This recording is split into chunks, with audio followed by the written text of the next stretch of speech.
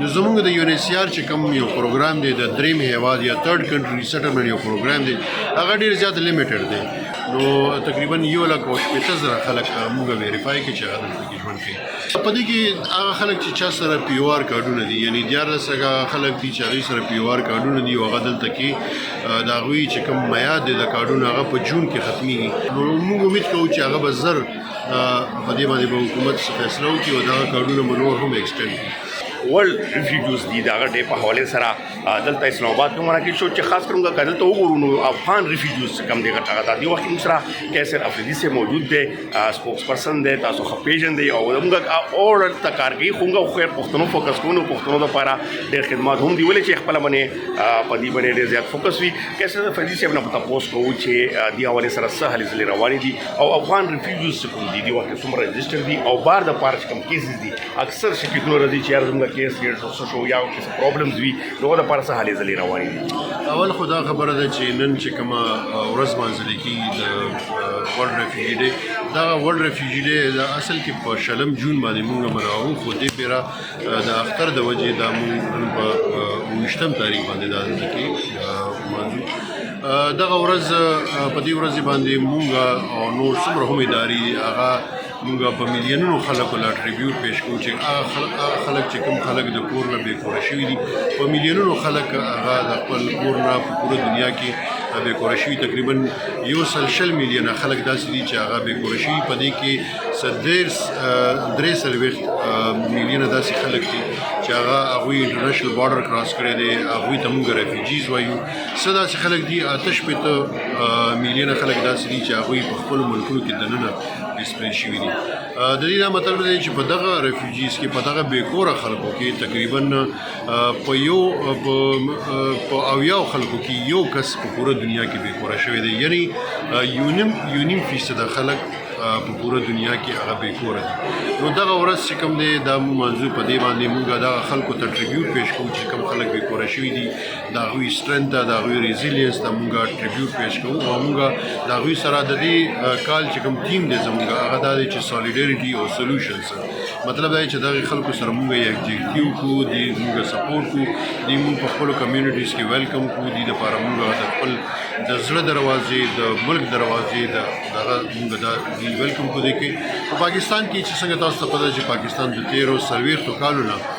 د افغان کډوالو میلمستیا کړې ده نو موږ د پاکستان د خلکو د پاکستان شکریا ادا کوو چې هغوی دغه میلمستیا کړې ده چې څنګه تاسو ته پته ده چې تقریبا لکه په پاکستان کې 14 لکه خلک هغه داسې دي چې هغه کډوال دي چا سره چې پروف اف رجسټریشن کارډ یعنی POR کارډ دی دې نه علاوه تقریبا 8 لکه داسې خلک چې هغوی سره ECC کارډونه دي او داسې دریم هغه خلک دي چې کوم د 2021 چې کله په افغانستان کې کوم تبدیلی راغله بدلون راغلو د هغې د وجې خلک دلته راغلل او دلته بې کوره شول نو د حکومت د شمیرې مطابق تقریبا 6 لکه خلک هغه دلته کې راغلي دي چې په هغې کې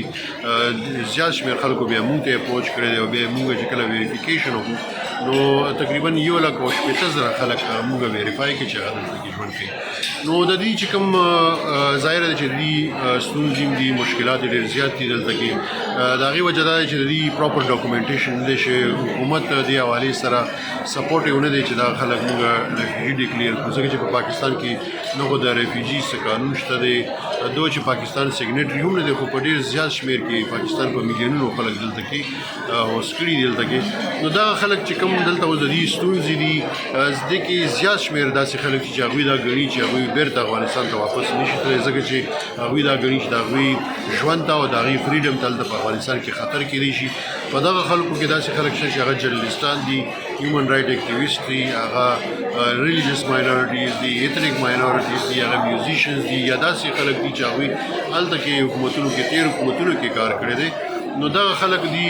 دا ګڼي چې موږ افغانستان ته واپس نه شو تللی نو دې دپاره موږ همدغه حکومت سره خبره کوو چې د دې دپاره یو داسې میکانیزم دې مخې ته راوستلی شي چې هغه یو سکرینینګ میکانیزم وي چې دغه خلک د حکومت دلته رجسټرډ کړي او دلته ډاکومنټیشن ورکړي او دې ته نور چې کوم سهولتونه وي د تعلیم د صحت یا د روزګار هغه سهولتونه موږ دې ته ورکړو دي کې چې کوم بار ته اوس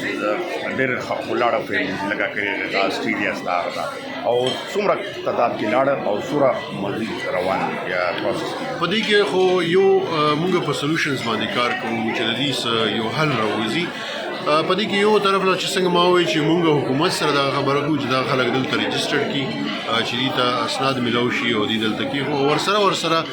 داسې خلک دي زیات شمېر داسې خلک دي چې هغوی غواړي چې هغه درېیم هېواد ته لاړ شي.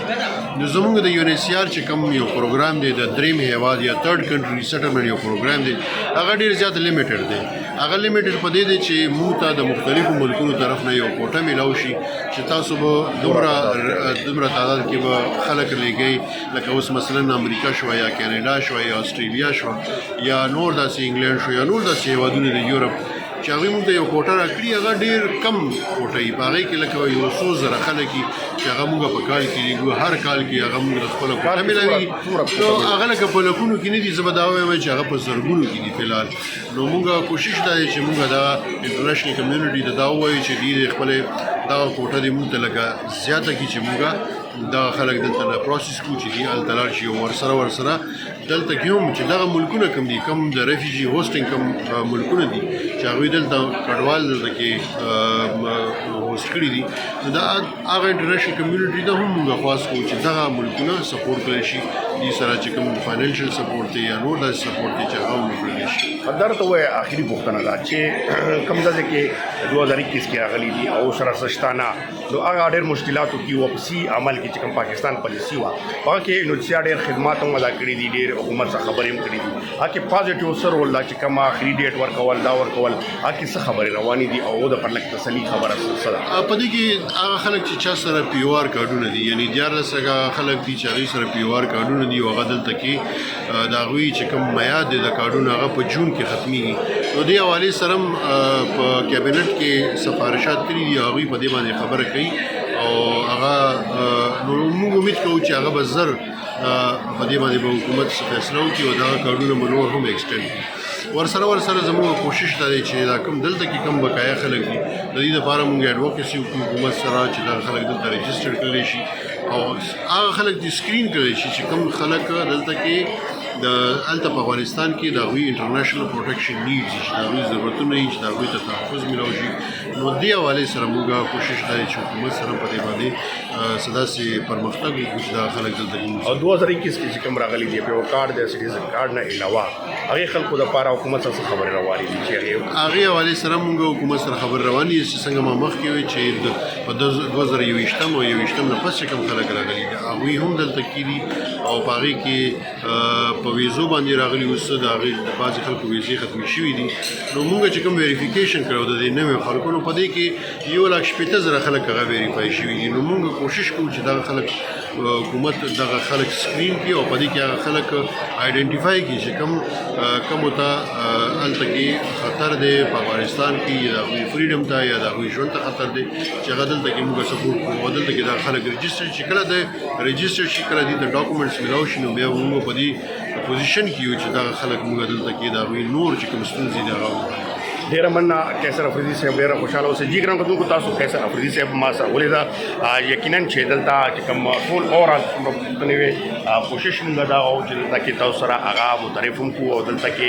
UNHCR چې کوم وګړي دي یو شمېر چې کوم مشران دي او یم مشران دي دغه شان دي نور نړیوال چې کوم ادارې دي یا وزیټر دي هغه دلته موجود دي او سره موږ خبرې اترې